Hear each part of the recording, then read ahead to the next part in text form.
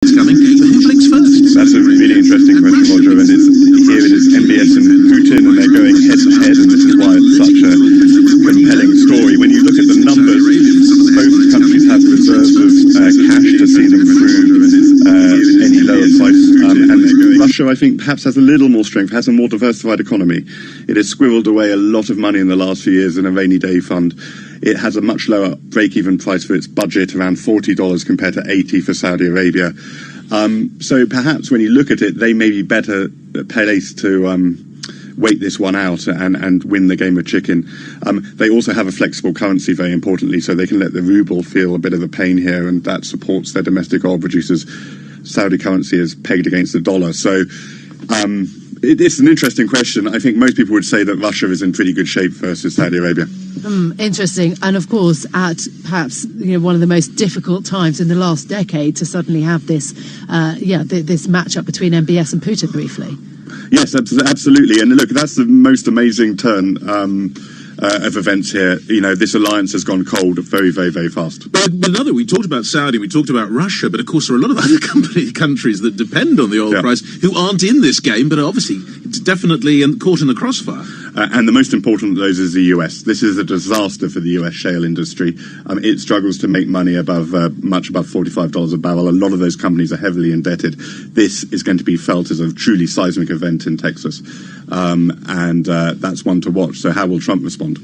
Interesting, watching the Russian ruble dropping 9%. You talked about the pain being perhaps felt through the currency. Thank you so much for dashing in and speaking to us. That's Bloomberg's Will Kennedy speaking to us this morning as we watch the oil markets, dropping 22% for WTI crude futures. Yes, look at 32.14 is where we find WTI right this second. 36 is where we find Brent crude. In fact, they are on the up a little bit from where they were, but we are talking about a very difficult moment, as we heard from Will, with enormous political ramifications, potentially, given what's been happening, because this is an issue in which the politics matters almost as much as the economics in this. It's been really an extraordinary beginning to the week, crude crashing, and of course the stock plunge, all in the context of the coronavirus spreading and a lockdown of much of northern Italy. So what does this mean for the ability of the international system to deal with a crisis of this magnitude? Well, joining us, I'm very pleased to say now in the studio, it is Tina Fordham, partner and head of global political strategy at Avonhurst,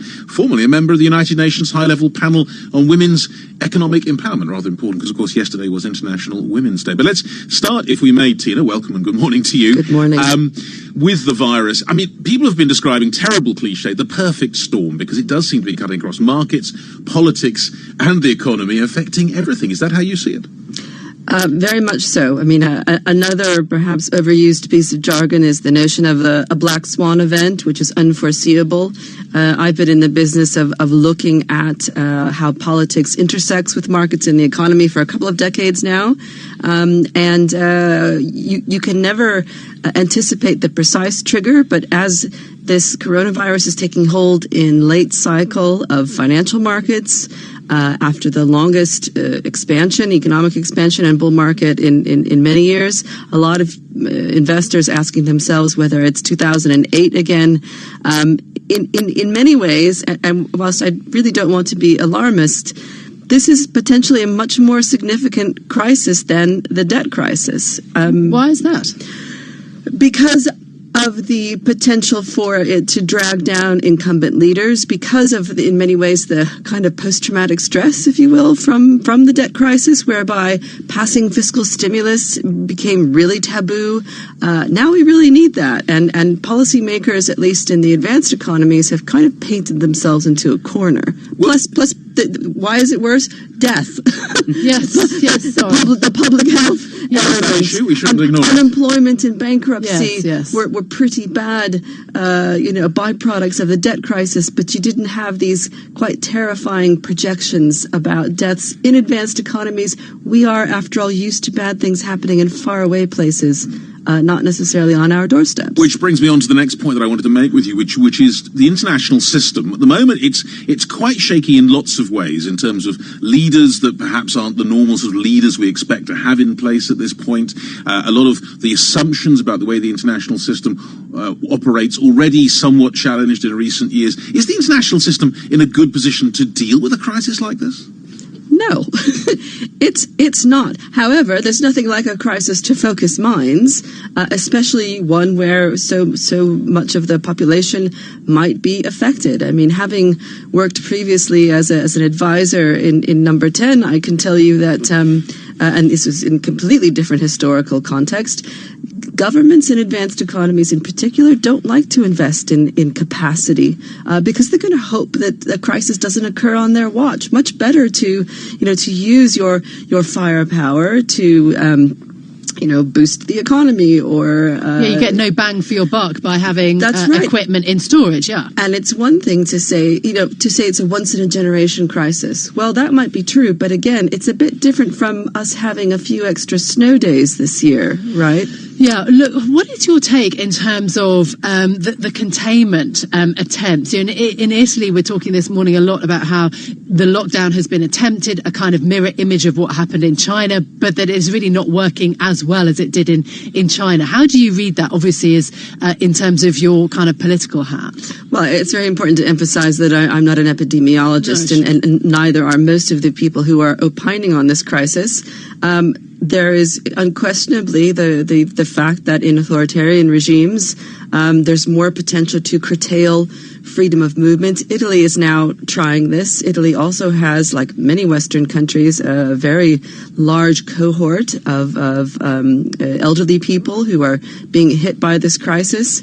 I think their willingness to attempt it really stands out, though, compared to other Western countries. Germany has almost as many cases. We here in the UK have been slower. The US is going to start. The U.S. with its libertarian streak, are people going to, self-isolate? I'm not sure. I was going to pick up on that briefly because U.S. you are in a situation where, again, you have the global leader not leading in the way it used to, and even dealing with its own crisis. There have been a lot of complaints that it isn't working in the way it should. Well, from the point of view of looking at crises, a crisis always accelerates the existing trends, right? So this hasn't come out of nowhere. People like the World Economic Forum, who I've worked with in the past, is pandemics and a macro terrorist attack are always on the list of things. But because they are at the back of the FT, if you will, until they move to the front, they're not at the top of the list. But now what we see with the oil price crash stemming from the tensions between Russia, OPEC, and Saudi, North Korea testing a missile, is that whether we want to call it a perfect storm or not, there is an opportunity here for actors with other agendas to try to take advantage of the extent to which leaders are going to be very much focused on this. That might mean Brexit doesn't get done in the way that Boris Johnson might hope, and making America great again might take a bit longer. I think Mr. Johnson would object to that idea, but thank you so much for your thoughts. Tina Fordham, very interesting conversation, partner and head of global political strategy at Avonhurst, and also a former member of the United Nations High-Level Panel on Women's Economic Empowerment. You also go on to Bloomberg Television. This is Bloomberg. Markets, headlines and breaking news 24 hours a day at Bloomberg.com, the Bloomberg Business app and on QuickTake by Bloomberg. This is a Bloomberg Business Flash. From Bloomberg's European headquarters in London, I'm Roger Hearing with this Bloomberg Business Flash. Now we're seeing a continuation of what we expected from the Asian markets. We're now three-quarters of an hour into the European opening, and it has to be said there's carnage out there. Stoxx 600 down 6.2%, FTSE 100 down almost 8%, Stoxx 50 down 6.8%, French futures down 7%, DAX futures the same. We're seeing an awful lot of this. FTSE MIB we were talking about earlier, we were saying it was a slow beginning. We were expecting problems with the Italian stock market. We hadn't seen them. Now we are with a vengeance, down 11.17% as we speak. We're also, of course, seeing the effects in terms of the bonds. We've seen the FTSE MIBs rising dramatically, and all the money seemingly going into bunds. That's where we're seeing them end up. And we're also at the moment looking across to the oil price, which seems to be the cause of a lot of this. 32 points where we're seeing them end up. And we're also at the moment looking across to the oil price, which seems to be the cause of a lot of this. 32.3 is where we find WTI, Brent crude 36.26. And again, also looking at the US bonds, the treasuries, 0.8 is where we find the 30-year, down 40 basis points. The 10-year, the benchmark, 0.47, that's down 29 basis points. A serious run into that. Also looking at currencies, been a lot of movement there. The US dollar, not a lot of movement has to be said on the Bloomberg Spot Index. However, against the yen, 102.47 is where we find it. And also keeping an eye on cable, which is moving interestingly, going up at the moment. 1.31 is where we find that. That's a Bloomberg Business Flash. Now here's Leanne Gerrans with a global. Roger, thank you. In Mexico, thousands of people took to the streets in the capital and other cities in a historic march against a femicide. The protesters took place yesterday on International Women's Day to demonstrate against a spate of killings of women and rising gender violence. Protesters spray-painted buildings and dyed fountains red. More than 1,000 women were murdered in Mexico last year. Senator Ted Cruz will self-quarantine in his Texas home after